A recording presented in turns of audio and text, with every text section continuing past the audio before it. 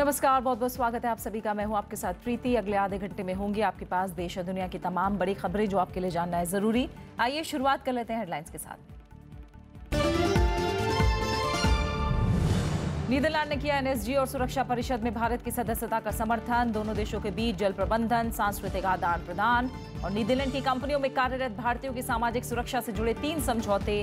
Dutch नागरिकों को 5 साल का व्यापारिक वीजा देने का ऐलान।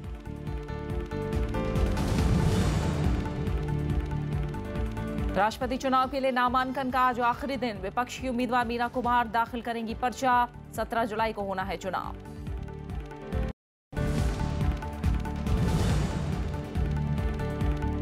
दार्जिलिंग के सभी संवेदनशील इलाकों में अर्धसैनिक बल तैनात। राज्य सरकार ने हुमायूं कबीर को बनाया नया डीआईजी।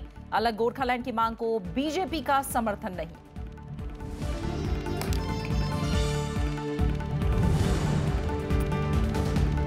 अमरनाथ यात्रा के दौरान हमले का अलर्ट। जम्मू के आधार शिविर से रवाना हुआ पहला जत्था।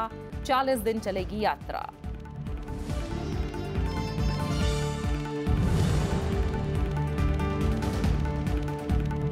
रूस समेत कई देशों में फिर बड़ा साइबर हमला। यूक्रेन में सरकारी कार्यालय, बैंक और कई कंपनियों का कामकाज बंद। गोल्डन आई के रूप में हुई वायरस की पहचान। नीदरलैंड ने एनएसजी और संयुक्त राष्ट्र सुरक्षा परिषद में भारत की सदस्यता का समर्थन किया है। दोनों देशों के बीच जल प्रबंधन, सांस्कृतिक आदान प्रदान और नीदरलैंड की कंपनियों में कार्यरत भारतीयों की सामाजिक सुरक्षा व्यवस्था के बारे में संशोधन से जुड़े 3 समझौते हुए हैं।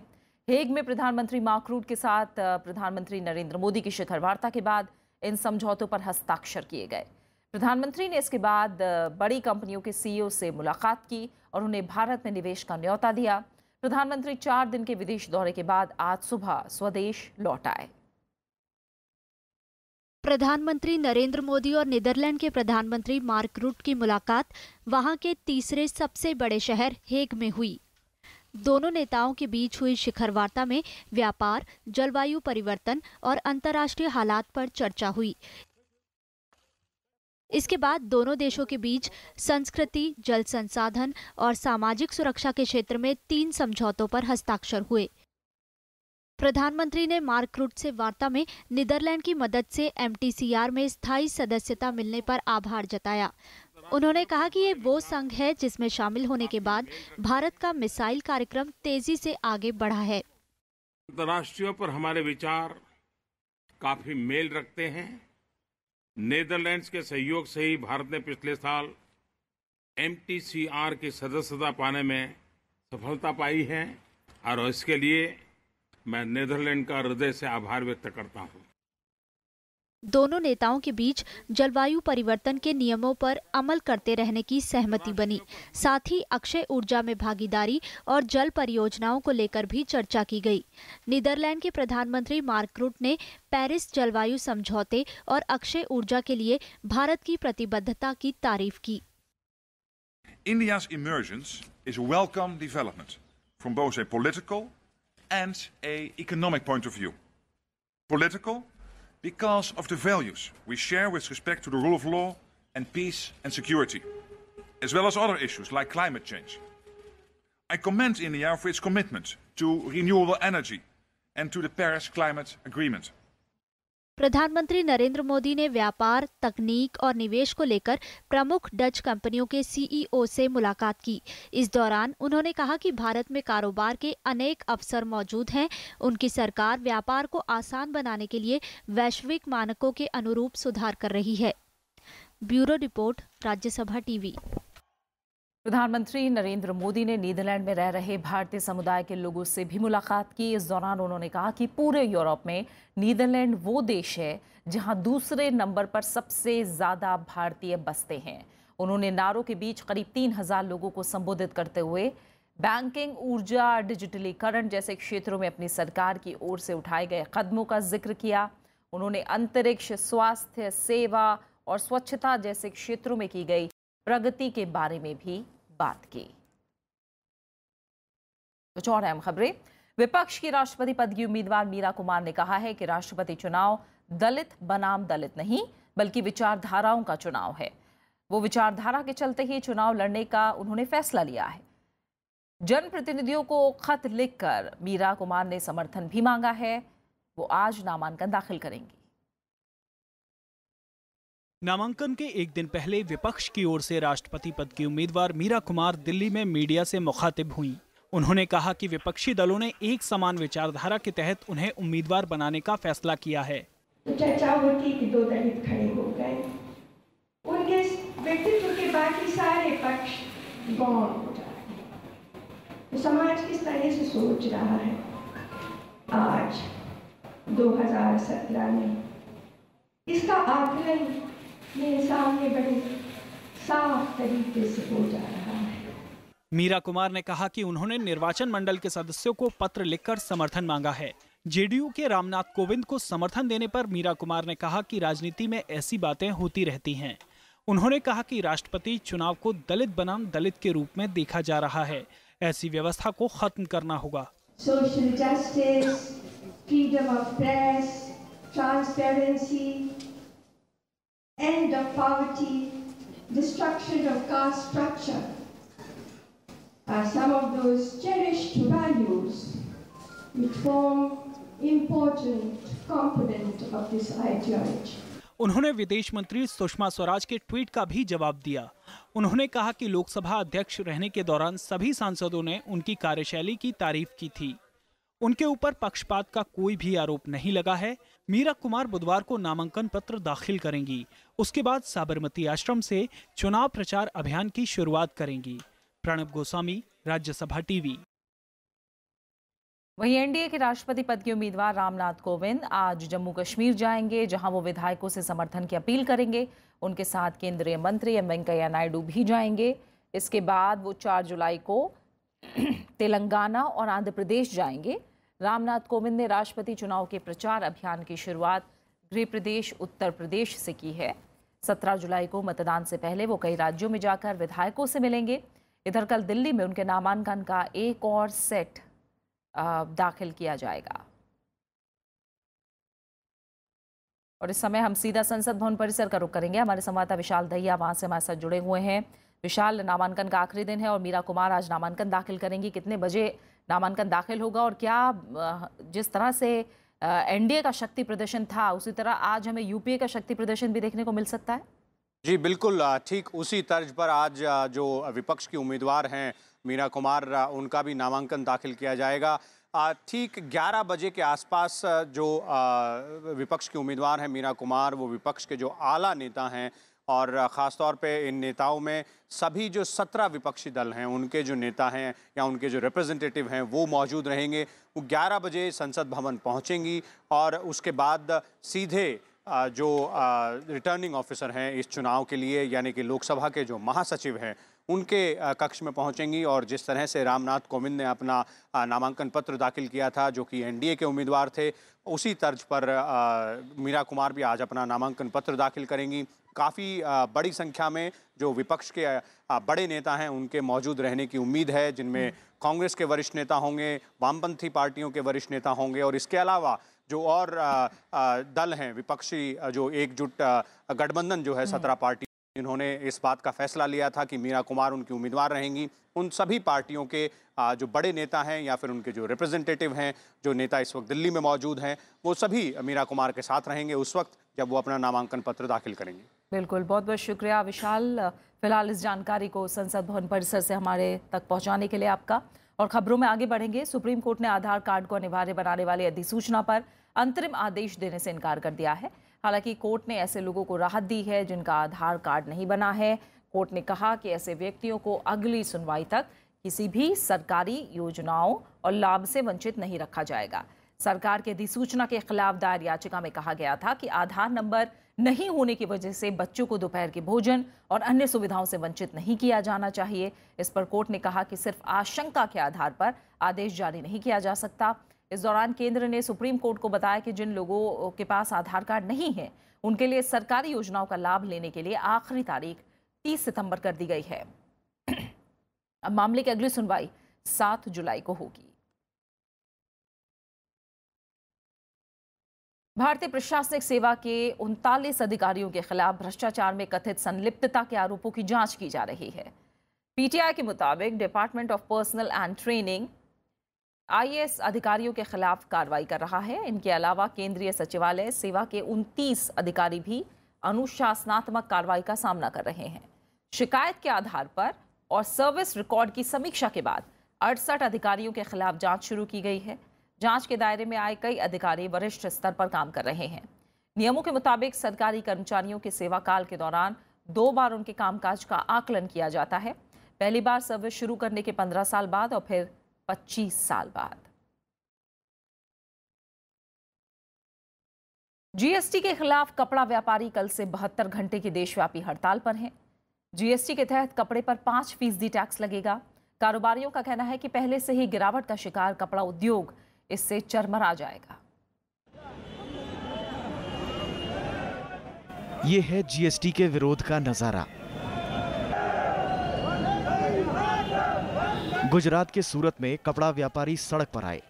पूरे देश में टेक्सटाइल जीएसटी संघर्ष समिति ने 3 दिनों की हड़ताल शुरू कर दी है। सरकार तक ये अंतिम आवाज है। जो अंतिम मतदाता होता ना, उसका दर्द है कि ये व्यापार बंद होना चाहिए। जिस तरीके से जीएसटी का ये काम चल रहा है और जो कानून आ रहा है वो व्यापारी को लिए घातक है।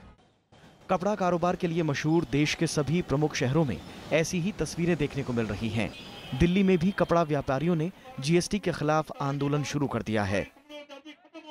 हम इतने सक्षम नहीं हैं कि हम इस कानून को समझ सकें और ना इन्होंने हमें पर्याप्त समय दिया है। सिर्फ 27 दिन दिए।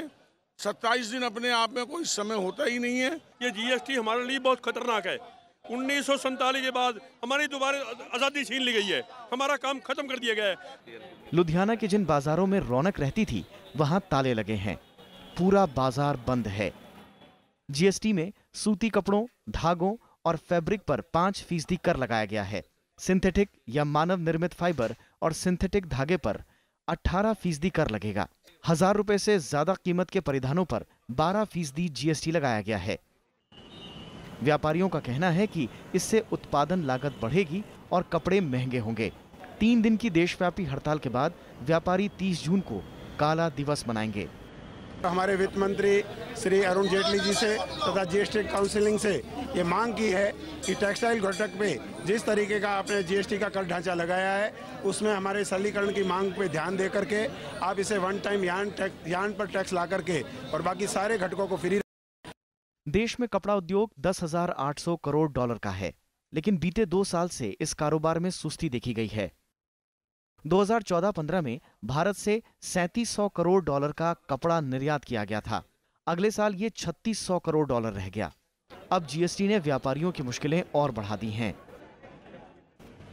अनु दीवान के साथ ब्यूरो रिपोर्ट, राज्यसभा टीवी। पश्चिम बंगाल में अलग गोरखालैंड की मांग कर रहे गोरखा जनमुक्ति मोर्चा ने आंदोलन तेज कर दिया है। इस बीच राज्य सरकार ने हुमायूं कबीर को दार्जिलिंग का नया डीआईजी बनाया है। दूसरी तरफ बीजेपी ने कहा है कि वो अलग गोरखालैंड के पक्ष में नहीं है। दार्जिलिंग बंद का आज 14वां दिन है। पश्चिम बंगाल के दार्जिलिंग में अलग गोरखालैंड राज्य की मांग को लेकर बंद का आज 14वां दिन है। गोरखा जनमुक्ति मोर्चा का आंदोलन तेज होने के बाद अर्धसैनिक बलों और राज्य सुरक्षा बलों ने दार्जिलिंग के सभी संवेदनशील इलाकों में गश्त और चौकसी बढ़ा दी है। राज्य सरकार ने दार्जिलिंग की डीआईजी का तबादला भी कर दिया है। कोलकाता के प्रशासनिक ज्वाइंट कमिश्नर हुमायूं कबीर को हालात काबू में रखने की जिम्मेदारी दी गई है। दूसरी तरफ बीजेपी ने कहा कि वो अलग गोरखालैंड के पक्ष में नहीं है। पार्टी महासचिव और पश्चिम बंगाल के प्रभारी कैलाश विजयवर्गीय ने कहा कि अलग राज्य बनाने की बजाय गोरखालैंड की पहचान और संस्कृति बरकरार रहनी चाहिए। मंगलवार को भी दार्जिलिंग में विरोध प्रदर्शन जारी रहा। जीजेएम समर्थकों ने कई हिस्सों में ट्यूबलाइट रैली निकाली और हिंसक रुख अख्तियार किया। इस दौरान कई प्रदर्शनकारी बुरी तरह जख्मी हुए। जीजेएम समर्थकों ने चौक बाजार में प्रदर्शन के दौरान जीटीए समझौते की प्रतियां भी जलाई। केंद्र सरकार, पश्चिम बंगाल सरकार और गोरखा जनमुक्ति मोर्चा के बीच 2011 में गोरखालैंड स्वायत्तशासी प्रशासन समझौता हुआ था, जिसमें एक अर्ध स्वायत्तशासी संस्था द्वारा शासन की व्यवस्था की गई है। जीजेएम अध्यक्ष बिमल गुरुंग का कहना है कि मोर्चा के सदस्यों के त्यागपत्र के बाद जीटीए समझौता अब प्रासंगिक नहीं रहा। Bureau report, Rajya Sabha TV. आप बने रहे हमारे साथ। लौट रहे हैं एक छोटे से ब्रेक के बाद।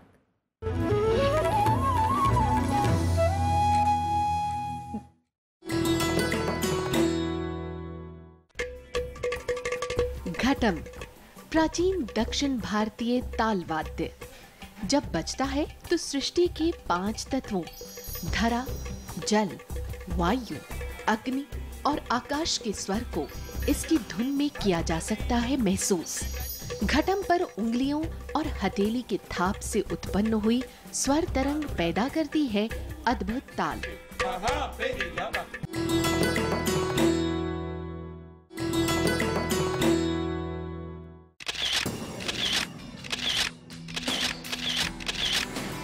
राष्ट्रपति भवन का ताम्र गुंबद आलीशान और बेजोड़। सांची के बौद्ध स्तूप से प्रभावित इस गुंबद की ऊंचाई बाकी इमारत से करीब 2 गुनी। 6 अप्रैल 1929 को बनकर हुआ तैयार, ये शानदार गुंबद राष्ट्रपति भवन की स्थापत्य कला और खूबसूरती को लगाता है 4 चांद।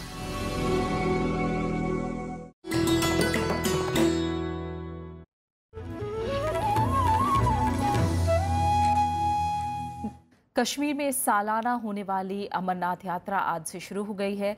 जम्मू आधार शिविर से 4000 श्रद्धालुओं का पहला जत्था रवाना किया गया। यात्रा पर आतंकवादी हमले का खतरा मंडरा रहा है और इसे लेकर खुफिया चेतावनी दी गई है। यात्रियों की उच्च स्तरीय सुरक्षा के लिए प्रशासन ने पुख्ता बंदोबस्त किए हैं, जिसमें सैटेलाइट ट्रैकिंग सिस्टम को शामिल किया गया है। यात्रा के लिए 2,30,000 श्रद्धालुओं ने पंजीकरण कराया था। एसएसपी अनंतनाग से मिले खुफिया इनपुट के मुताबिक आतंकवादियों को 100 श्रद्धालुओं और करीब 100 पुलिस अधिकारियों की हत्या करने को कहा गया है। इंदौर के एमवाई अस्पताल में ऑक्सीजन की कमी से 11 मौतों पर राष्ट्रीय मानव अधिकार आयोग ने रिपोर्ट मांगी है। आयोग ने मध्य प्रदेश के मुख्य सचिव से 4 हफ्तों में मामले को पूरी रिपोर्ट देने के लिए नोटिस जारी किया है। मंगलवार को आयोग की तरफ से जारी वक्तव्य में कहा गया कि खबर सही है तो इससे पता लगता है कि महाराजा यशवंतराव अस्पताल के चिकित्सा अधिकारियों ने बड़ी लापरवाही की, जो किसी मरीज के जीने के अधिकार के उल्लंघन के बराबर है। आयोग ने यह भी कहा कि अस्पताल में रोजाना 10 से 20 मौतें होती हैं, तो मुख्य सचिव इस बारे में विशेष रिपोर्ट दें और बताएं कि क्या ये मौतें बुनियादी सुविधाओं की कमी की वजह से होती हैं या किसी तरह की लापरवाही से। आयोग ने पूछा कि सरकार ने ऐसी घटनाओं को रोकने के लिए क्या कदम उठाए हैं। महाराजा यशवंतराव अस्पताल में 21 जून को तड़के 3 से 4 बजे के बीच लगभग 15 मिनट तक ऑक्सीजन की आपूर्ति अचानक बाधित हो गई, जिससे 2 बच्चों समेत 11 मरीजों की मौत हो गई। दिल्ली विधानसभा का आज से 2 दिन का विशेष सत्र शुरू हो रहा है। इस दौरान डीयू के 28 कॉलेजों में शहर के छात्रों को आरक्षण, नालों की सफाई को लेकर गृह समिति की रिपोर्ट, शिक्षक भर्ती में दिल्ली के ही लोगों को वरीयता देने जैसे मुद्दे हावी रहेंगे। 4 दशक पहले केंद्र की एक योजना के तहत लोगों को ग्राम सभा के भूखंड आवंटित किए गए थे। इसके मालिकाना हक को लेकर प्रस्ताव दिया जा सकता है। यह जानकारी राज्य सरकार के एक वरिष्ठ अधिकारी ने दी है। हालांकि सरकार ने सत्र के एजेंडे को सार्वजनिक नहीं किया है। इस पर सदन में नेता प्रतिपक्ष विजेंद्र गुप्ता ने आरोप लगाया कि सरकार विपक्ष को कोई भी मुद्दा नहीं उठाने देना चाहती है। उत्तर प्रदेश की योगी आदित्यनाथ सरकार के 100 दिन कल पूरे हो गए। इस मौके पर उन्होंने अपनी सरकार की उपलब्धियां गिनाई। इसमें किसानों को राहत, महिला सुरक्षा और कानून व्यवस्था में सुधार के लिए उठाए गए कदमों की जानकारी दी गई। उधर विपक्षी दलों ने राज्य सरकार के कामकाज की आलोचना की है। उत्तर प्रदेश के मुख्यमंत्री योगी आदित्यनाथ ने मंगलवार को अपनी सरकार के 100 दिन का कामकाज जनता के सामने रखा। उन्होंने कहा कि किसानों के हितों को प्राथमिकता दी जा रही है, कृषि निवेश पर विशेष जोर दिया जा रहा है। किसानों को खाद बीज के साथ साथ अन्य कृषि निवेशों की उपलब्धता सुनिश्चित कराई जा रही है।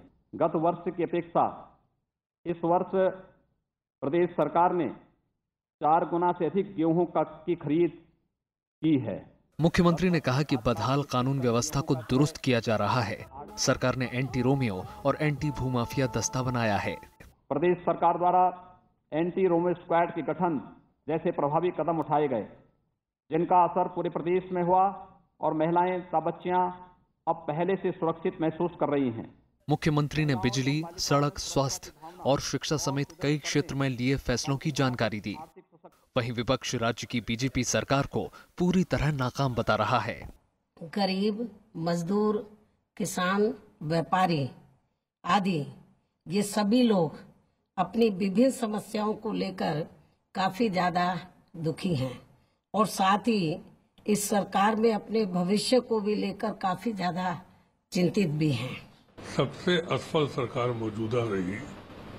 कानून व्यवस्था के नाम पर आई तो रोजाना आप कानून व्यवस्था का हाल देख रहे हैं। कल रायबरेली में 5 मार दी गए। कोई भी नई योजना नहीं लाए, बल्कि हमारी योजनाओं के नाम बदले या उनका उद्घाटन करे या फिर उनकी जांच कराई। इसके अलावा गड्ढा मुक्त सड़क की बात करी गई तो पूरा प्रदेश गड्ढे में रहे।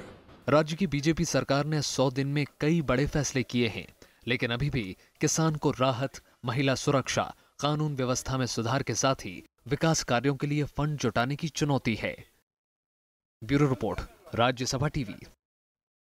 चीन ने सिक्किम क्षेत्र में भारतीय जवानों पर सीमा पार करने का आरोप लगाया है और इसे लेकर बीजिंग में भारतीय दूतावास और दिल्ली में विदेश मंत्रालय से विरोध दर्ज कराया है। चीन के विदेश मंत्रालय ने भारत से कहा है कि वो सीमा पार करने वाले अपने जवानों को तुरंत वापस बुलाए।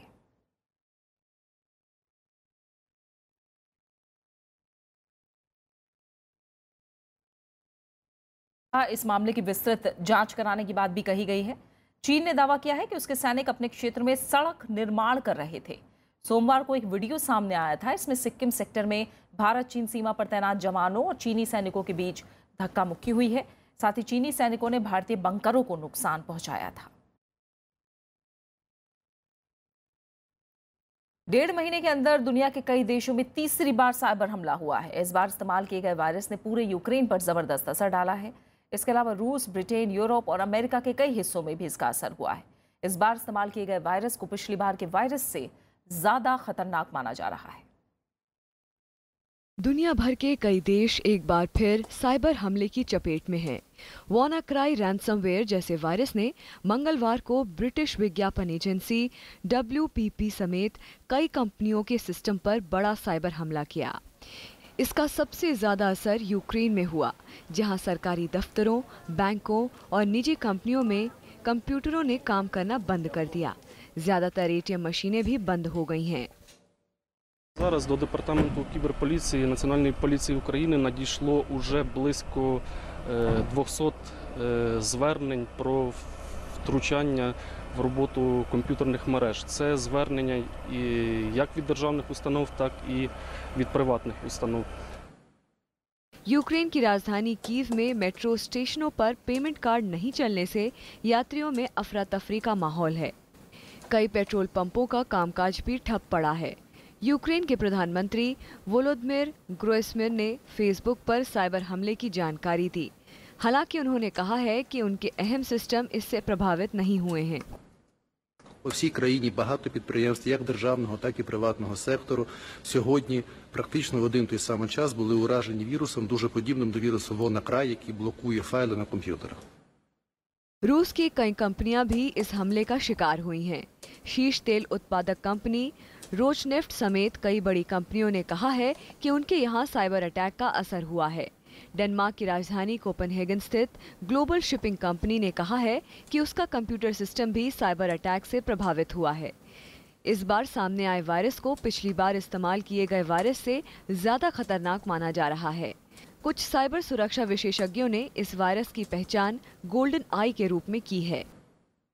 Very similar. The mechanism, it looks like the way it's, if you split it into two parts, the sort of the ransomware, the bit of software that's holding the computer to ransom is different. It just does it in a slightly different way. Instead of हमलावरों ने system की फाइलों को फिर से unlock करने के लिए $300 बिटकॉइन की मांग की है। पिछले महीने WannaCry रैंसमवेयर वायरस ने 150 से ज्यादा देशों के 2 लाख से ज्यादा लोगों को परेशान किया था। Bureau report, Rajya Sabha TV. बात मौसम की करेंगे। देश के पश्चिमी हिस्सों में भारी बारिश के चलते जनजीवन पर काफी असर पड़ रहा है। असम में बाढ़ से हालात बिगड़ गए हैं। कई गांव के लोग पानी भरने की वजह से पलायन कर रहे हैं, तो किसानों की मेहनत भी बाढ़ के पानी में डूब गई है। जबकि उत्तर भारत के राज्यों में उमस भरी गर्मी ने लोगों को बेचैन किया हुआ है। असम में बाढ़ ने भारी तबाही मचाई है। राज्य के आपदा प्रबंधन मुताबिक 9 राजस्व क्षेत्रों के 150 गांव बाढ़ की चपेट में हैं, जबकि 1 लाख से ज्यादा लोग पीड़ित हैं। खेतों में खड़ी 1380 हेक्टेयर से ज्यादा फसल बर्बाद हो गई है। राज्य की 5 नदियां खतरे के निशान से ऊपर बह रही हैं। इनमें धनसीरी, जिया भराली, बराग, बदरपुर घाट, कुशिया और काताखाल शामिल है। दूसरी तरफ महाराष्ट्र में पिछले कुछ दिनों में बारिश ने लोगों की मुश्किलें बढ़ाई हैं। नवी मुंबई, विले पार्ले और मालवाड़ी में सड़कों पर पानी भरने से लोगों को परेशानियों का सामना करना पड़ा। ट्रैक पर पानी भरने की वजह से ट्रेनों की आवाजाही पर भी असर पड़ा। कोलाबा में 66.8 तो सांता क्रूज में 39 मिलीमीटर बारिश दर्ज की गई। मौसम विभाग ने कोंकण और गोवा के दूर दराज के क्षेत्रों में भारी बारिश की चेतावनी दी है। आज ये पहली बारिश हुई है नागपुर में इतनी तेज इस साल की, और पहली बारिश ने नागपुर को हिला के रख दिया पूरा। आप देख सकते हैं पीछे एक कार डूब चुकी है। 11 बजे से बंदा परेशान है जो स्विमिंग करके बाहर निकला है। उत्तर भारत के कई राज्यों में बारिश ने लोगों को गर्मी से राहत दी है।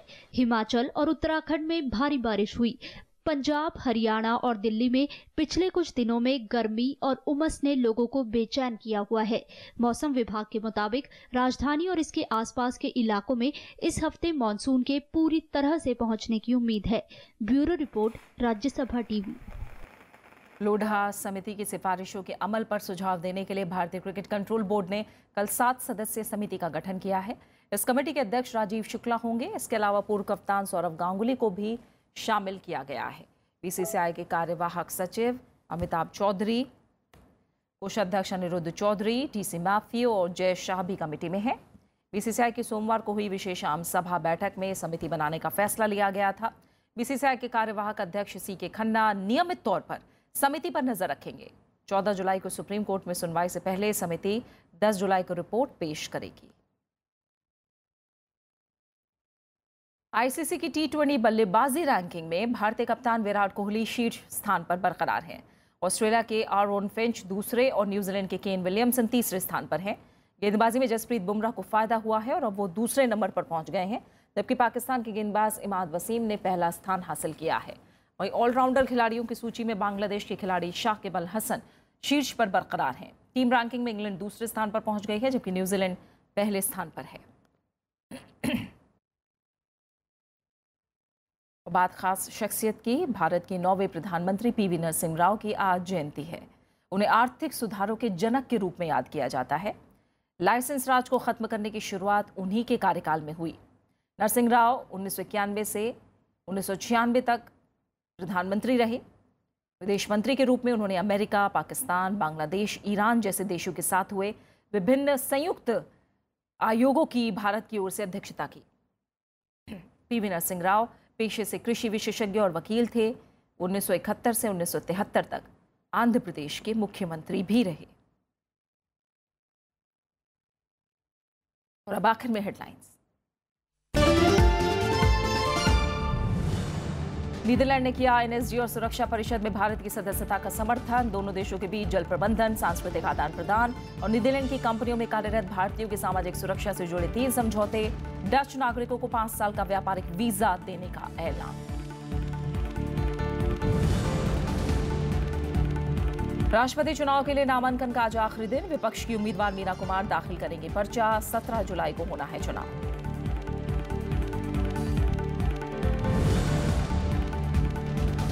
दार्जिलिंग के सभी संवेदनशील इलाकों में अर्धसैनिक बल तैनात। राज्य सरकार ने हुमायूं कराया नया डीआईजी। अलग गोरखालैंड की मांग को बीजेपी का समर्थन नहीं।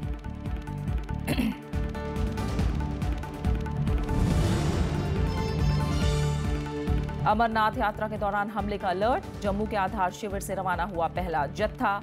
40 दिन चलेगी यात्रा।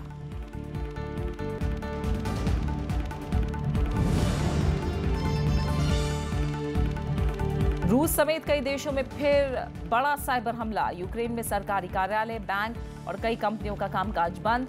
गोल्डन आई के रूप में हुई वायरस की पहचान। फिलहाल सुबह 9 बजे की खबरों में मेरे साथ इतना ही। आगे आप देख सकते हैं ग्राउंड रिपोर्ट। नमस्कार।